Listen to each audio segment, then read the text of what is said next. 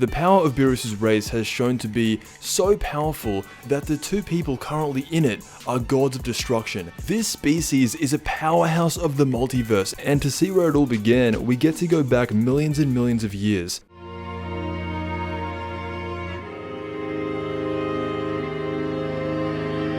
The Saiyan timer who was sent to this world is being forced to fight Beerus' dad to the death.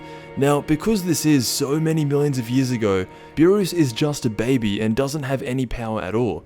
So the pharaoh of this world is saying that if these two don't fight to the death for my entertainment, I'm making Beerus and Champa orphans, their mother is getting killed.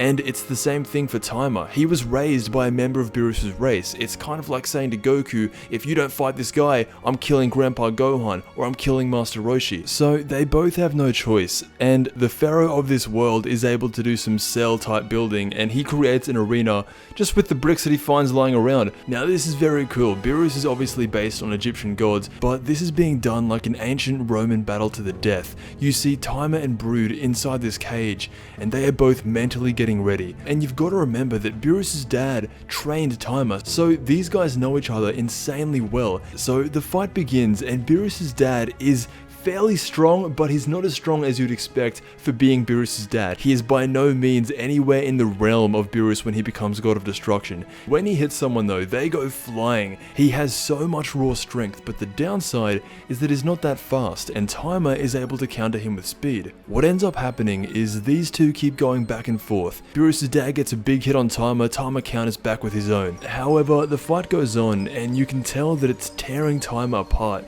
He likes Beerus' dad, and he doesn't want to see him die. So he says to him, why don't we just team up on the pharaoh? So Timer sticks his hand out trying to shake Beerus' dad's hand, saying, let's team. And Beerus' dad just grabs a hold of his hand and thinks he's the dumbest person he's ever seen. Beerus' dad starts slamming him around, and Timer's mother is crying. Beerus' mother's happy because Beerus isn't going to be an orphan. It's a whole situation, and eventually this Saiyan gets knocked out by Beerus' dad.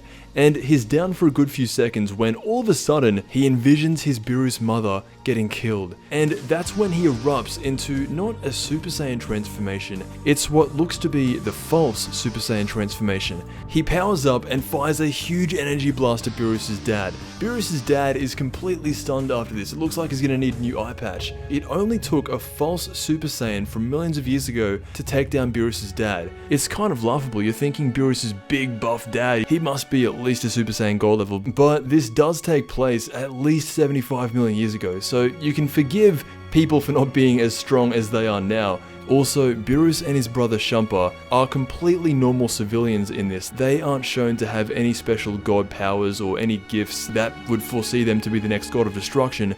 It's nothing like that at all. Beerus and Champa are actually portrayed to be normal alien kids, so whatever happens between their childhood and now, it's a lot. But for their dad, he was only as strong, not even as strong, as a false Super Saiyan.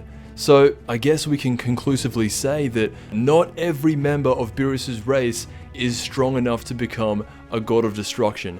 Beerus' dad, while he looked tough, he wouldn't be getting anywhere near Whis. Anyway, that's the story for today. Thank you so much for watching. Give Beerus' dad that other eye patch, and I'll see you in the next Dragon Ball video.